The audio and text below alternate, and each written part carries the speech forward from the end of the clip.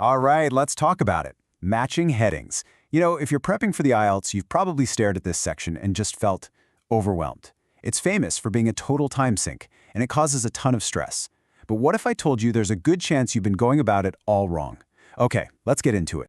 So let me just ask you this straight up. Do you think the secret to beating this section is just reading faster? Trying to absorb every single word on the page as quickly as possible? I mean, it sounds logical, doesn't it? But that right there is probably the single biggest myth about this entire test.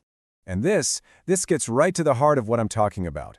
We're told that IELTS tests how fast you read and how deeply you understand a text. But that's not the real game. The reality is, it's a vocabulary test. It's a matching test. Your job isn't to become a literary critic here. It's to find the signal, that clear link between a word in the question and its synonym in the text, and to just ignore all the other noise they throw in to distract you. You need to stop thinking like a reader and start thinking like a codebreaker. So if we're going to be code breakers, what do we need? Well, we need a toolkit, right? And that's exactly what we're going to build. Here are 4 tactical tips that are going to form your new Code Breakers toolkit. Okay, first tool in the kit, always read the headings before you even look at the first paragraph. Why? Simple. It primes your brain. You're not just wandering into the text hoping to find something, you're actively hunting for specific ideas. It's like scanning your targets before you enter the forest. You're building a mental checklist of what to look for. Tactical tip number 2 is an absolute game changer. I want you to start with the shortest paragraph. Seriously, it's the low-hanging fruit. It's way easier to analyze, and as soon as you match it, bam, you've got a point in the bag, and maybe more importantly, you get to cross one heading off your list. This shrinks the whole problem down and just makes the harder paragraphs feel way more manageable. Now listen up, because if you only remember one thing, make it this one. The entire IELTS reading test is built on paraphrasing. If you see the exact same fancy word in a heading and in the text, you should be suspicious. That's usually a trap. What you're really looking for are meaning transformations, right? So longer days in a heading might become increasing day lengths in the text. Finding that little synonym bridge, that's how you know you've found the answer. And finally, we have to talk about the clock, because it is not your friend here.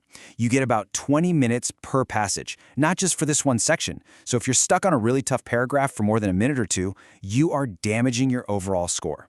The best thing you can do, make your best guess, mark it so you can come back if you have time, and move on. You've got to protect your time for the easier points waiting for you later. All right, so the theory sounds good, but does this stuff actually work under pressure? Well, let's find out. Welcome to the proving ground. We're going to look at 3 of the most common traps the test makers love to set, and we're going to use our new toolkit to take them apart. So first up is a classic. We'll call it Trap 1, main idea versus detail. This is where they give you a heading that matches a tiny little detail in the paragraph perfectly, but it misses the main point completely. Okay, so here's our setup.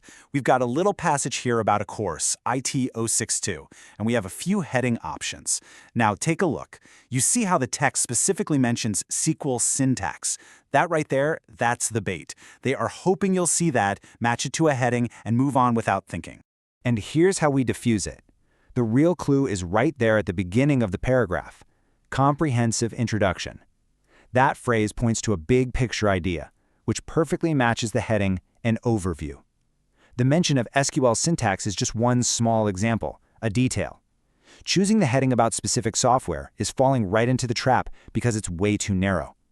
The correct heading has to cover the whole paragraph, not just one part. All right, on to trap number 2, and this one is a little bit sneakier. This is the similar headings trap, where they give you 2 options that look almost identical. So check this out. The text talks about the decline of traditional telecom services. Now look at those 2 headings. At first glance, they look like the exact same thing, right? The decline of traditional telecommunications. But there's a one-word difference. One says unexpected, the other says gradual. And your entire answer depends on finding proof for just one of those adjectives. And trap diffused. This is where our code breaking really pays off. We go hunting for those paraphrases, and look what we find in the text. Words like steady, decade-long, and slowly. Now, do those words sound like unexpected to you? No way. They are perfect synonyms for gradual. That makes the unexpected option totally wrong based on the evidence in the text. And that brings us to our third and honestly most dangerous trap, the false claim. This is a heading that sounds totally plausible, but if you look closely, it's directly contradicted by what the text actually says. So here's the setup. The passage is about finding life on exoplanets. Now, I want you to look very carefully at that first heading option. See that huge sweeping word, all? Anytime you see an absolute word like all, every, never, or always, your alarm bells should start ringing like crazy, because those claims are really, really easy to disprove. And here is the takedown. The text says it, plain as day. It is true that some exoplanets contain the essential building blocks. Some, not all. That single word completely destroys the heading's claim about all exoplanets. It's not just a bad fit, it's factually incorrect. So we can toss that one out immediately. Okay, so we've got our tips, we've seen the traps in action. Now let's pull it all together into a simple, step-by-step process, your master blueprint for success that you can take with you on test day.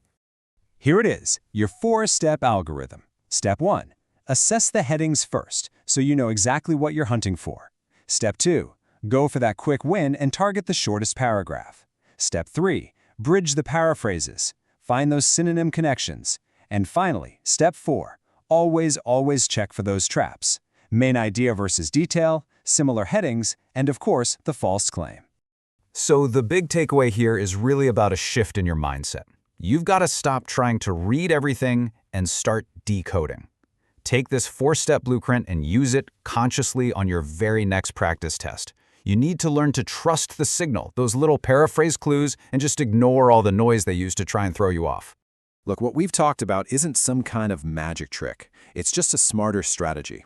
With this blueprint, you're not just another test taker hoping for the best. You're a code breaker.